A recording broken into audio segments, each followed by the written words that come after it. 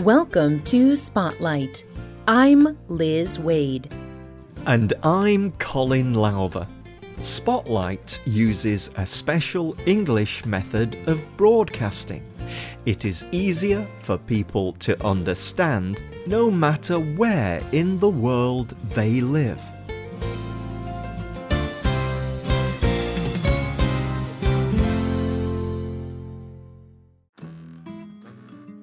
Have you ever had a problem? You are a person, so of course you have. Maybe your motorbike would not start. Maybe you needed to fix a toilet. Maybe you did not know how to download something to your smartphone. All people have problems. But what was the first thing you did to solve your problem? If you can connect to the internet, one of the first things you probably did was search there for an answer.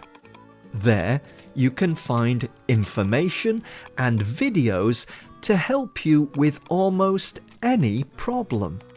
These how-to videos are very popular. That is because more and more people are interested in doing things themselves. More people are becoming interested in growing, making and fixing things. This growing interest is known as the maker movement. Today's spotlight is on the maker movement.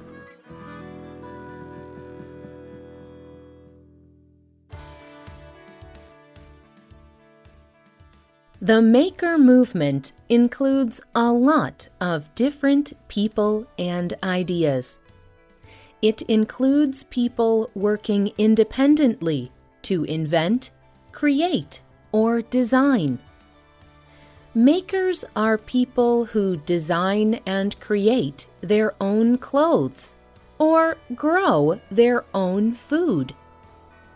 Many makers look at things in the world and say, "I could make that." Or they may say, "I think I could make that better." Or they dream of something they wish existed. And when they do not find it, they try to create it.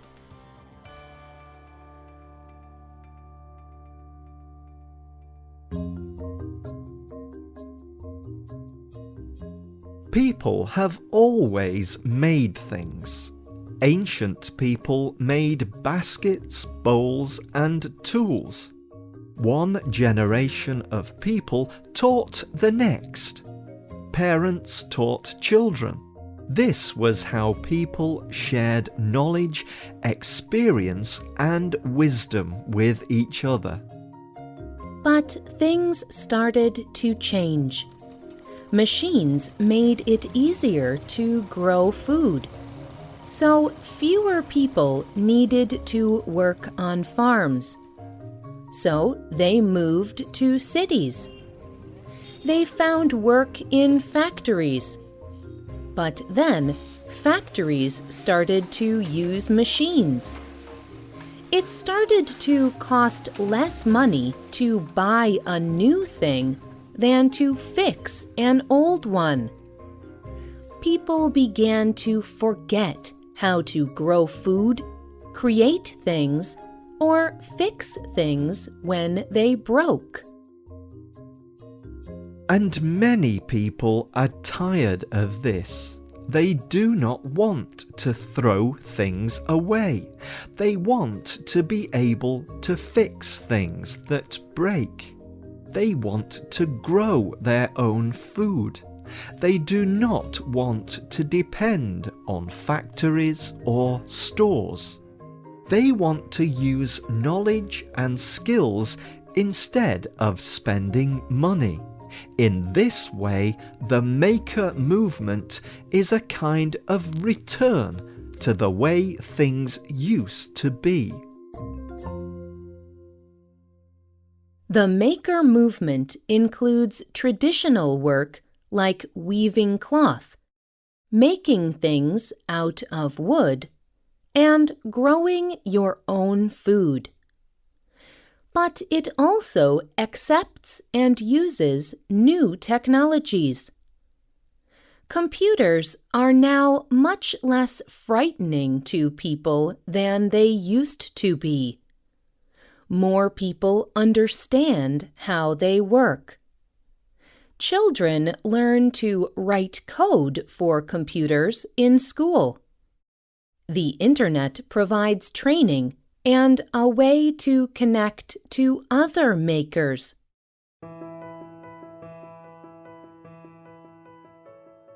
People in the maker movement come together to make things. Maker fairs are gatherings of these people. They spend a few days together talking, planning, inventing, and solving problems. These fairs began in the United States but have spread to every continent. For example, in 2016, there was a maker fair in Shenzhen, China. At the fair, people taught wooden knife making, drawing, and how to build a robot out of Lego building bricks. There was even a clothes fashion show. Much of the clothing was wearable technology. It had built-in computers, lights, or body sensors. Another kind of gathering of makers is called a repair cafe. People bring their broken things to the repair cafe. The cafe has tools and supplies to fix things. There are also experts who offer to teach people how to fix what they have brought in. But whenever possible, the people must do the work themselves. Repair cafes began in Amsterdam, but have also spread around the world.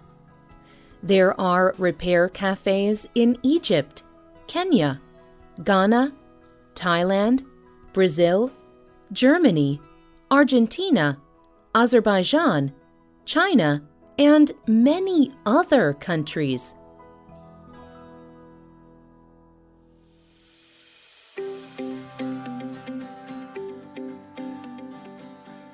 And the maker movement is still growing. It is even starting to change education. Some schools are creating maker spaces. In these spaces, children can invent, combine, and discover. Jim Tiffin is a teacher in New York, in the US. His students do not just sit and listen to him talk.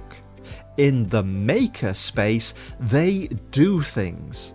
He told the Scholastic website, "It has had the most empowering effect on students of any of the courses that I have taught. Students are taking the experiences from this class and using them in their other classes." Experts say that any school can be a makerspace like this. They do not need high-cost equipment or supplies. They can use paper, broken toys, string, clay, or tape. Any materials will work. Students just have to make things.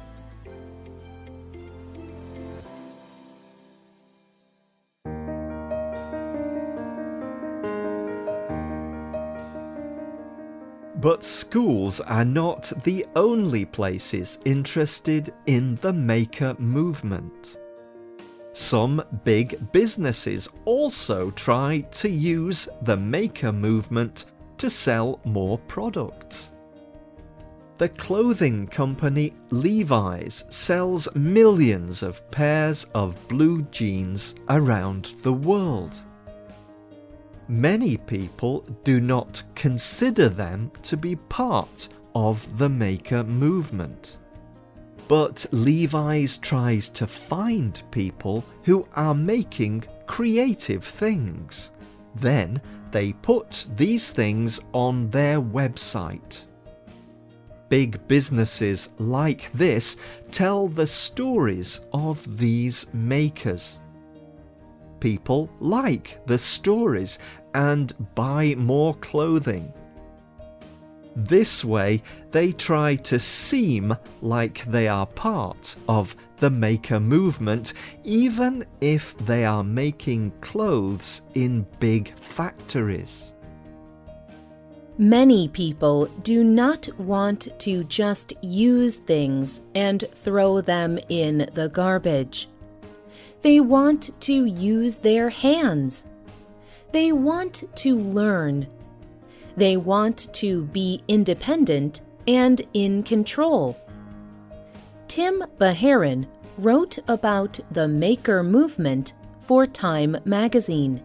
He wrote, "The more I look into it, the more I believe that the maker movement is very important to America's future. It may be able to turn more and more people into makers instead of just people who use things. I know from history that when you give makers the right tools and good ideas, they can change the world."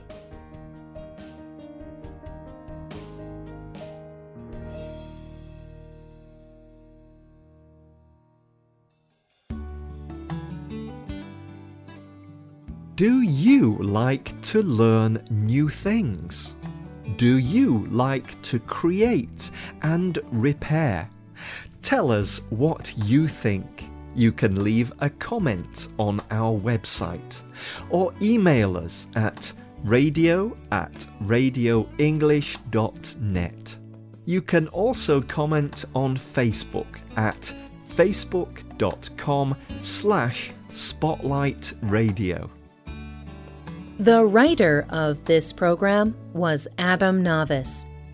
The producer was Michio Ozaki. The voices you heard were from the United States and the United Kingdom. All quotes were adapted for this program and voiced by Spotlight. You can listen to this program again and read it on the internet at www.radioenglish.net. This program is called Making Things Again. Look out for our listening app in the Google Play Store and in iTunes. We hope you can join us again for the next Spotlight program. Goodbye.